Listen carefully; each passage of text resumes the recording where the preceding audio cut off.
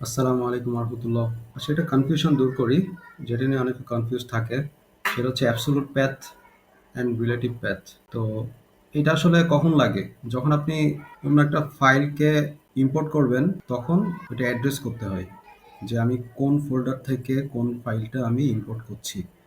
যেই ফাইলটা আপনি ইম্পোর্ট করবেন সেটা অবশ্যই এক্সপোর্ট হইতে হবে, নাহলে ইম্পোর্ট করতে পারবেন না। তো এক্সপোর্ট করা হয়ে গেল, তখন আপনি ইম্পোর্ট করতে পারবেন। তো এই সিচুয়েশনে আপনি কিভাবে ইম্পোর্টটা করবেন, এই বিষয়টাই মেনলি আমাদের প্যাথটা বলে দিতে হয়। তো দেখেন, এখানে একটা ফোল্ডার আছে এসআরসি নামে। এখানে 4টা ফাইল আছে। app.jsx এর মধ্যে আমি বাটন ফাইলের সবকিছু আনবো। ঠিক আছে? মানে আমি এইটার ফ্যাসিলিটি সব আমি এখানে পাইতে চাই। তো দেখেন, আমি বাটনটাকে আমি এক্সপোর্ট করছি। এখন mainly absolute path and relative প্যাথের বিষয়টা আসবে। আমি যদি এটাকে ইম্পোর্ট করি, ইম্পোর্ট বাটন ফ্রম, এবার আমি যদি অ্যাবসোলুট প্যাথ দিয়ে আমি যদি এটাকে ইম্পোর্ট করি, তাহলে আমাকে দিতে হবে একদম রুট থেকে শুরু করে ওই ফাইলটা পর্যন্ত। তো এইটা মনে রাখতে হবে যে অ্যাবসোলুট প্যাথ হইতেছে ফুল প্যাথ ফ্রম রুট। তো এখানে রুট হইতেছে এসআরসি, কারণ এর বাইরে কোনো ফোল্ডার নাই।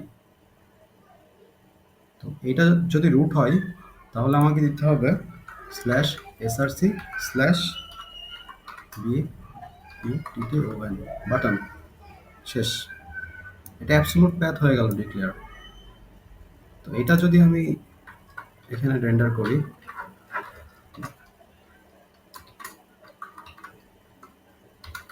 ক্লিক মি দেখা যাচ্ছে। তো আমার কাজ হয়ে গেছে। তো আপনারা অলরেডি অ্যাবসোলুট প্যাথটা শিখে ফেলছেন। আচ্ছা, এটা কি আমি এইভাবে ছাড়া আমি রিলেটিভ প্যাথ ইউজ করে করতে পারতাম না? করতে পারতাম। রিলেটিভ প্যাথটা হইতেছে path relative to current location. মানে আমার কারেন্ট লোকেশন থেকে আমি কোথায় যাব, আমি কি বের হয়ে যাব, নাকি আমার এই ফোল্ডারের মধ্যে আমি পাচ্ছি ওই ফাইলটা। তো যদি এই ফোল্ডারের মধ্যে পাই, তাহলে আপনি সব কিছু বাদ দেন, আমরা রিলেটিভ প্যাথ ইউজ করে আমরা যাব। তাহলে যদি সেম ফোল্ডারের মধ্যে থাকে, which is our current condition right now, কারণ আমরা সেম ফোল্ডারের মধ্যেই পাচ্ছি। এসআরসির মধ্যে অ্যাপও আছে, আবার বাটনও আছে।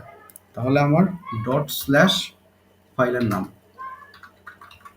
দেখেন চলে আসলো, কাজও করতেছে। এইটা হচ্ছে রিলেটিভ প্যাথ ইউজ করে আমরা এটা দেখালাম। আর এর আগেরটা ছিল অ্যাবসোলুট প্যাথ। অ্যাবসোলুট প্যাথটা একদম রুট থেকে এসে এসে এসে এসে ওই ফাইলটা পর্যন্ত যাবে। আচ্ছা, এখন যদি আমি এইখানে রিলেটিভ প্যাথ ইউজ করে আমি যদি সিআরএস নামের এই ফোল্ডার থেকে এই ফাইলটা আমি যদি ইম্পোর্ট করতে চাই, ইম্পোর্ট করে আমি এখানে রেন্ডার করতে চাই, তাইলে আমি কিভাবে করতে পারি? তো এটা দুইভাবে করা যায়, অ্যাবসোলুট প্যাথ ইউজ করে, রিলেটিভ প্যাথ ইউজ করে। তো আমি যদি এটা রিলেটিভ প্যাথ ইউজ করে আমি যদি করি, তাহলে ইম্পোর্ট টেক্সট ফ্রম, এবার আমরা রিলেটিভ প্যাথ ইউজ করে আমরা কারেন্ট ফোল্ডারের থেকে বাইরের একটা ফোল্ডারের একটা ফাইলকে আমরা ইম্পোর্ট করতেছি। তো তাহলে আমাদের প্রথমে এখান থেকে বের হইতে হবে। তো বের হওয়ার জন্য আমরা ডাবল ডট দিলাম, তারপর স্ল্যাশ, বের হয়ে গেছে। ডাবল ডট স্ল্যাশ দেওয়া মানে বের হয়ে যাওয়া। এবার আমি দিব ওই ফোল্ডারের নাম সিআরএস, তারপর স্ল্যাশ, তারপর আমার ফাইলের নাম টেক্সট।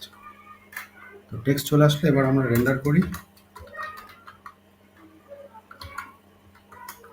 দেখেন চলে আসছে, এই যে রেন্ডার হয়ে গেছে। এটার মধ্যে কি আছে? এটার মধ্যে একটা H1 এলিমেন্ট আছে, দিস ইজ H1। তো এই যে এখানে দেখতে পাচ্ছেন। তো দেখেন, আমরা কারেন্ট ফোল্ডার থেকে বাইরের একটা ফোল্ডারে কোনো ফাইলকে আমরা রিলেটিভ প্যাথ ইউজ করে আনলাম। আচ্ছা, এটা যদি আমরা অ্যাবসোলুট প্যাথ ইউজ করে আনি, তাহলে কিভাবে আনবো? অ্যাবসোলুট প্যাথ ইউজ করার রুলস হইতেছে ফুল প্যাথ ফ্রম দ্য রুট, মানে রুট থেকে আমি আসবো। তাহলে এখানে রুট কি আছে? সিআরএস, কারণ এটা কোনো ফোল্ডারের মধ্যে না, এটাই সবার বাইরে, এটাই রুট। তাহলে আমি দিব স্ল্যাশ সিআরএস স্ল্যাশ ফাইলের নাম। দেখেন চলে আসলো, it works.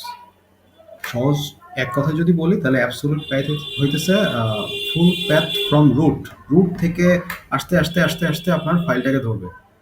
R relative path হইতেছে path relative to current location.